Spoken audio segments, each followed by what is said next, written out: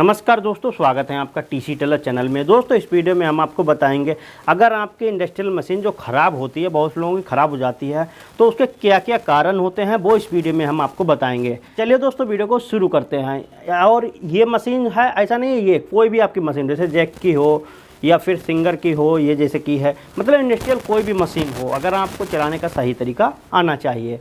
तो वो क्या पॉइंट है, चलिए हम आपको बताते हैं। देखिए पहला पॉइंट तो ये है कि जब भी हम मशीन लाते हैं तो बहुत से लोग क्या काम करते हैं वो मैं आपको बताऊं। जैसे कि यहाँ पर आप देख सकते हैं, सबसे पहले मैं स्पीड की बात कर लेता हूँ।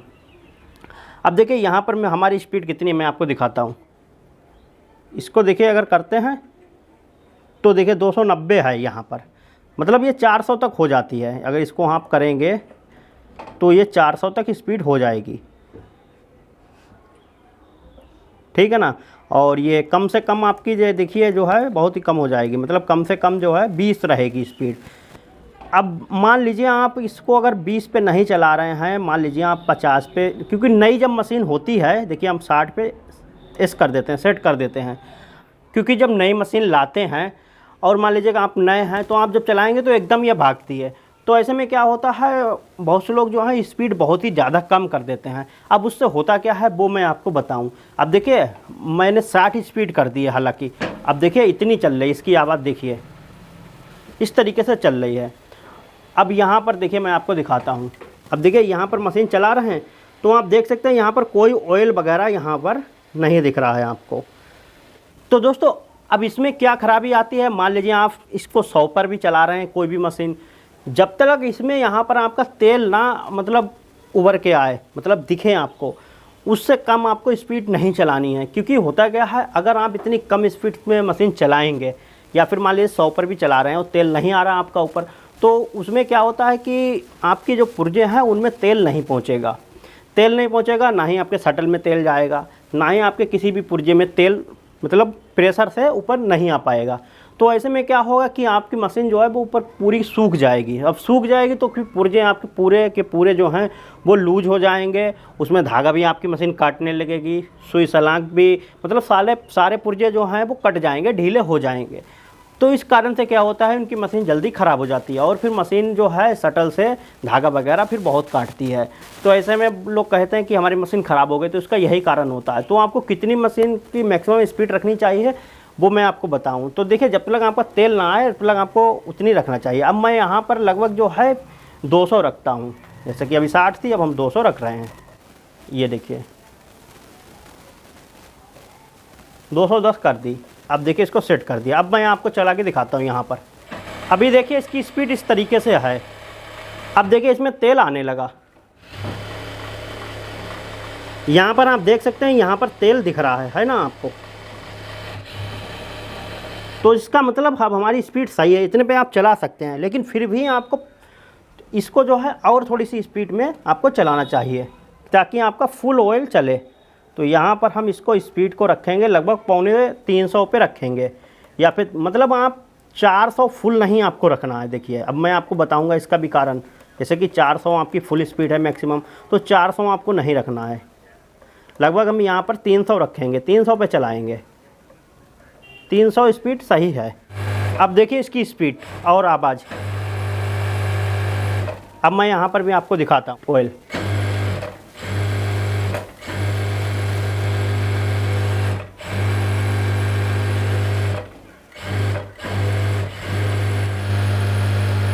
इसका मतलब अब हमारा पूरा ही तेल आ रहा है और स्पीड भी हमारी बेहतरीन है।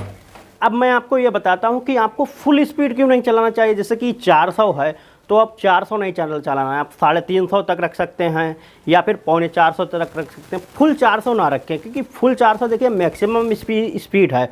अब मान लीजिए कोई भी चीज़ है, अगर आप फुल पे चलाएंगे तो मशीन पे भी बहुत लोड पड़ता है, मोटर पे भी बहुत लोड पड़ता है। तो ऐसे में आप स्पीड जो है आप 350 चलाएँ, 450 चलाएँ, लेकिन फुल स्पीड आपको 400 भी नहीं चलाना है। किसी मशीन की मान लीजिए 5000 स्पीड है या 500 है, तो आपको जो है उसकी 400-450 चलाना है।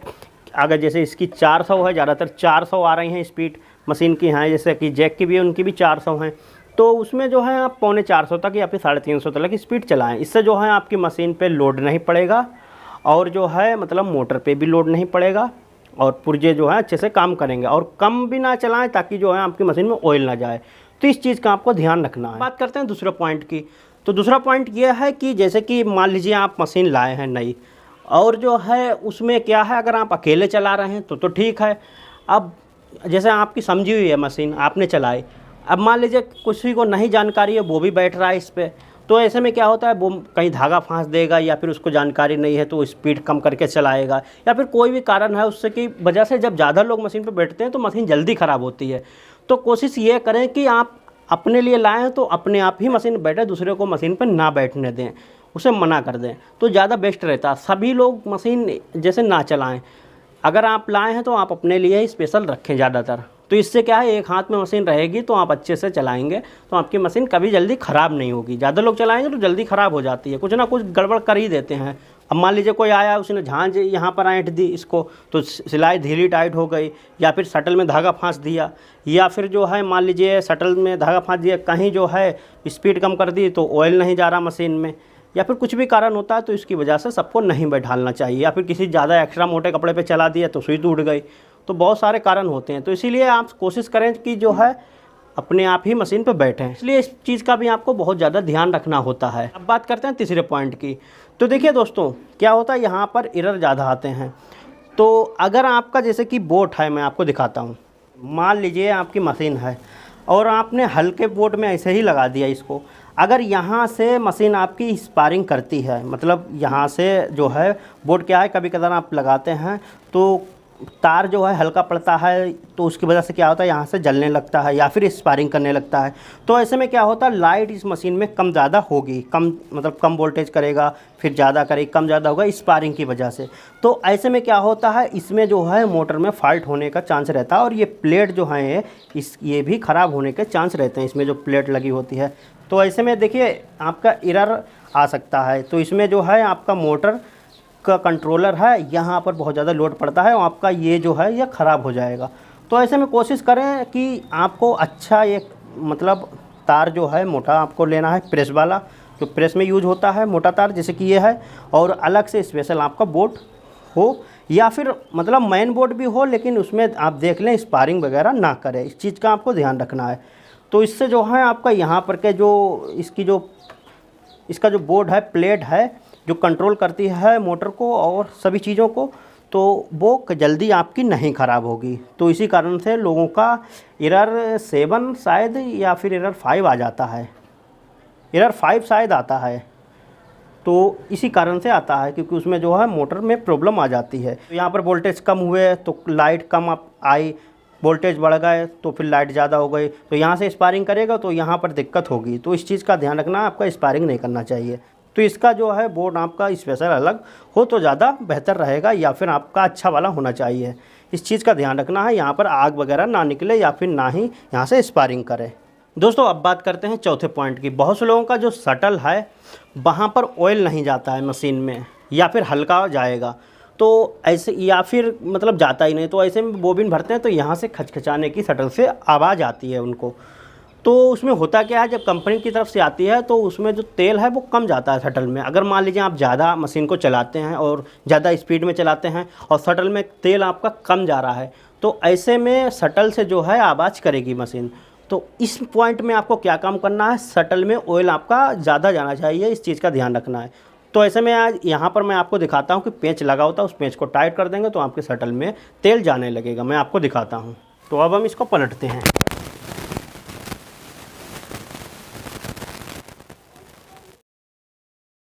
तो देखिए लो पे अगर आपका तेल चला गया तो आपको तेल बढ़ा देना है, और अगर जो है हाई पे है तो ठीक है, हाई से ऊपर नहीं होना चाहिए, लो से कम नहीं होना चाहिए। अभी देखिए इसमें तेल सही है, मैं आपको इधर दिखाता हूँ। तो देखिए ये हिस्सा है हमारा, इसमें देखिए ऑयल कितना है। तो अब देखिए यहाँ पर ऑयल मतलब जाता है हमारा अच्छा खासा शटल में।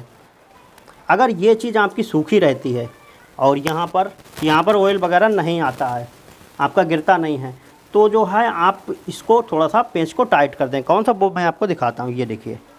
अब देखिए ये जो पेंच है, इसको आपको, अगर ऑयल सूखा है यहाँ पर, बिल्कुल भी सूखा है यहाँ पर, शटल भी आपने छू के देखा सूखा रहता है, तो यहाँ से आपको इस तरीके से टाइट कर देना पेंच को। इतना टाइट करने के बाद आपको मशीन चलाना है। अगर आपकी मशीन यहाँ से ऑयल गिरने लगा, यहाँ पर दिख रहा है, यहाँ आपकी छींटें पड़ रही हैं ऑयल की, सही है, तो जो है आप चलाते रहें।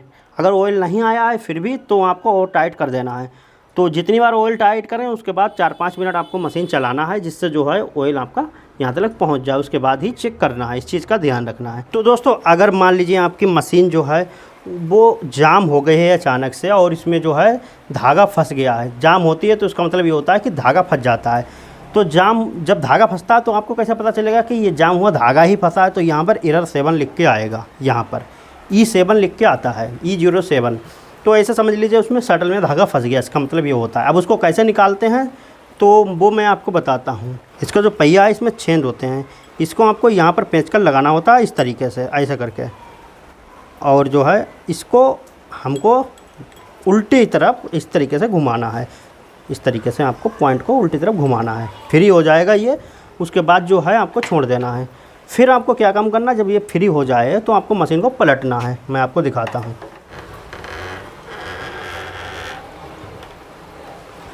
तो देखिए इस तरीके से पलटना है, और यहाँ पर आप देखेंगे जैसे कि शटल में देखिए ये रुआं वगैरह है, ये ऐसे ही आपका धागा फंसता है, ये देखिए।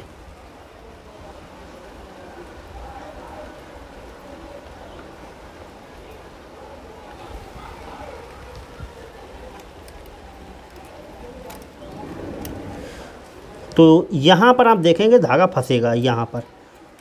जब आपके फ्री हो जाए इसको घुमाना है, और जहाँ पर धागा फंसा हो उस वहाँ पर आपको उसको धागे को निकाल देना है।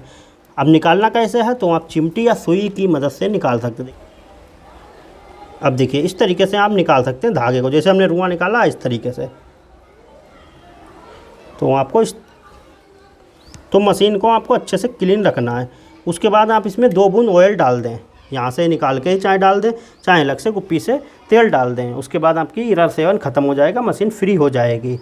तो अगर ऐसे आप मशीन चलाएंगे तो आपकी मशीन कभी भी ख़राब नहीं होगी। इन पॉइंटों का ध्यान रखेंगे। तो ये वीडियो दोस्तों अच्छा लगा हो, वीडियो को लाइक करें, शेयर करें। चैनल पे पहली बार आए सब्सक्राइब कर बेल आइकन ऑल पे ज़रूर क्लिक कर लें। तो दोस्तों फिर मिलते हैं एक नए वीडियो के साथ, तब तक के लिए नमस्कार।